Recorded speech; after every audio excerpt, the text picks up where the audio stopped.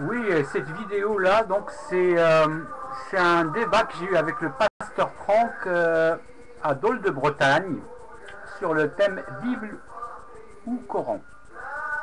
Donc j'ai pris la parole pendant 20 minutes et lui il a prise pendant 20 minutes.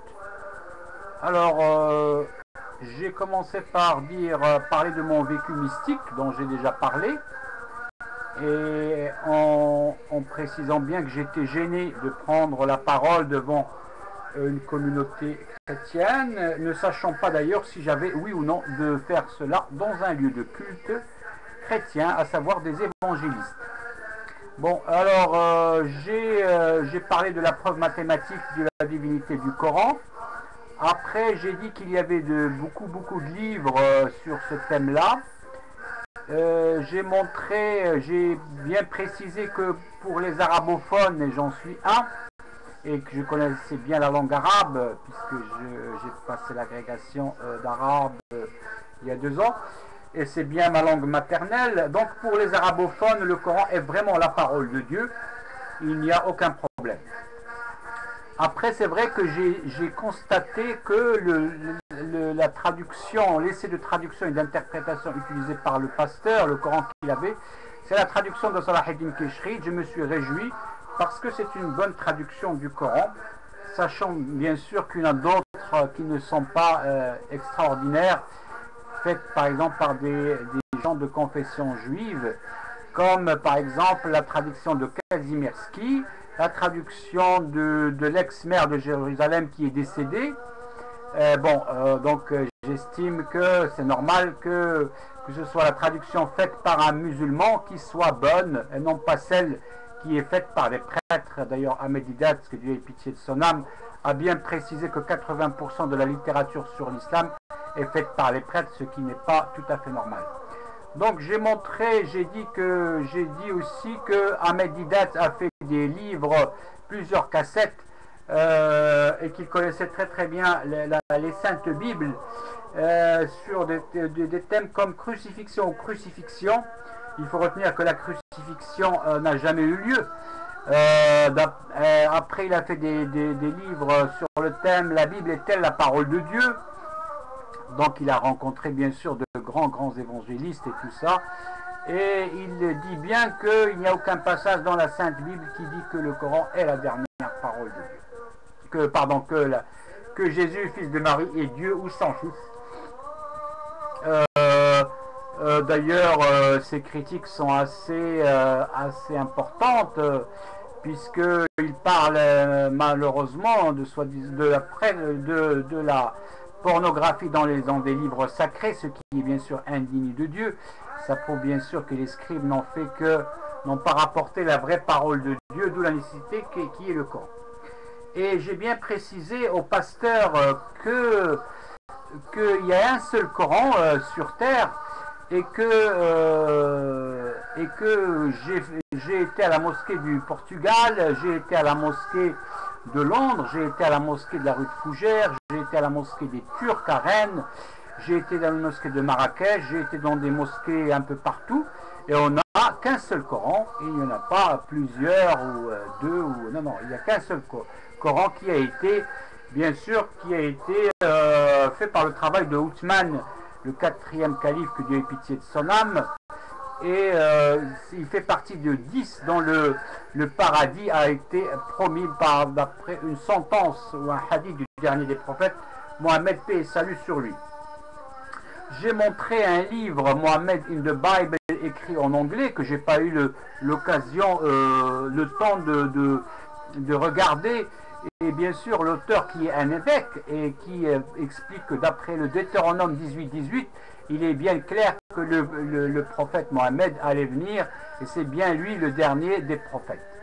D'ailleurs, il semblerait que dans les écrits hindous, il soit aussi annoncé. Le pasteur Franck a voulu utiliser un argument un petit peu bas, dans la mesure où il a essayé de parler de l'homosexualité. Alors je lui ai tout de suite dit non, l'homosexualité est condamnée par l'islam, ce sont les Sodome et Gomorre, c'est très connu. Je trouve que c'est un procédé bas pour pour essayer d'attaquer les musulmans. D'ailleurs, si on aborde ce sujet, il est clair que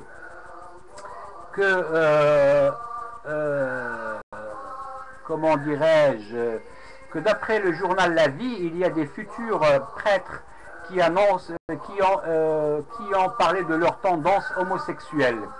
Et si on regarde bien la presse, et ça doit être bien sûr vrai, que la pédophilie des prêtres est un des sujets malheureusement qui est en cours et qui est très certainement vrai. D'ailleurs, il est tout à fait normal que les hommes et les femmes se marient, sinon ça donne des désordres, des perversions, des perversions sexuelles. Donc je crois que en essayant m'attaquer sur ce thème, je pense que c'est un mauvais procédé. Et ce qui est certain, c'est que ce pasteur et bien d'autres ne veulent pas que les gens lisent le Coran. D'ailleurs, il a eu un procédé un peu bizarre de lire que des passages qu'il arrange, et il n'a pas lu les passages qui sont qui attaquent la Sainte Trinité de façon très violente. Et il prétend aussi que d'après le Coran, les musulmans doivent lire la Bible. Eh ben non, pas du tout. Il n'y a aucun passage dans le Coran qui parle de cela. Bien au contraire, c'est le Coran vient corriger la Bible et la remplace bien sûr. Voilà, donc voilà un petit peu. Bon, après le pasteur a parlé du problème entre chiites et sunnites. Bon, ça c'est un autre problème, mais il a parlé aussi qu'il y ait des mathématiques aussi dans la Sainte Bible. Ce n'est pas exclu, bien sûr, mais comment expliquer les erreurs dans la Sainte Bible? D'ailleurs, ce fameux pasteur prétend pouvoir répondre à la question des erreurs. Je le défie de répondre à cette question-là et de publier parce que la généalogie de Jésus est différente suivant Marc, suivant un des évangélistes. Alors il y a les 4 bien sûr. Donc je crois que le pasteur, comme bien d'autres, ne veulent pas que les gens lisent la traduction du Coran de Salah ad-Din Tishrid. Et comme un prêtre m'a dit que je fais ça pour de l'argent, hélas, j'ai bien peur que ce soit eux qui veulent se faire de l'argent sur le dos des gens et leur promettre plein de choses alors qu'ils n'ont pas du tout la parole de Dieu. Et les erreurs qui sont dans les Saintes Bibles sont la preuve. D'ailleurs, le pasteur, ou plutôt le prêtre qui officie à Dinar, a refusé de dire aux gens que le titre de mon livre, qui s'appelle Intervention divine, The Quran is the last words of God and not other books, the multiple of number 19 in the Coran. Il prétend que, soi-disant, il va se suicider et tout ça. Je crois qu'il faut arrêter de bluffer les gens et d'aller dire aux gens qu'il y a effectivement des erreurs et des contradictions dans des Saintes Bibles. Je suis déjà allé à Troyes pour essayer de parler de ce sujet. Et il est temps que ce thème-là soit donné aux gens de façon sérieuse, c'est-à-dire parler des erreurs et des contradictions des Saintes Bibles. Alors je ne vois pas pourquoi on va faire ça à Troyes, pourquoi pas à Limoges, pourquoi pas dans d'autres villes françaises et ne pas le diffuser à travers le monde. Voilà, donc je redonne le titre de mon livre, donc les erreurs et les contradictions des Saintes Bibles. Donc vous pouvez m'écrire à Monsieur El-Ketani Aziz, 5 impasse de la Trinidad, appartement 2535, 35 400, Saint-Malo, France, président de l'association culturelle musulmane 19 de Dinar. À très bientôt. Wassalamu alaikum wa rahmatullahi wa barakatuh.